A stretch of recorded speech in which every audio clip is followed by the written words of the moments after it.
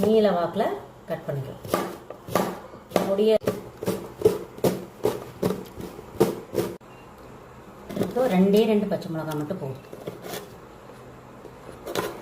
அதையும் பொடியாக கட். நம்ம இஞ்சி கொஞ்சம் அதுக்குள்ளே சரவி போட்டுக்கலாம்.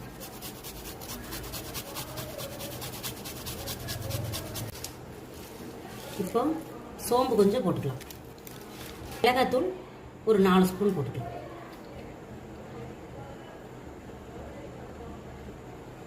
கப்பு, அதாவது ஒரு 1/4 கிலோ அளவு இருக்கும்.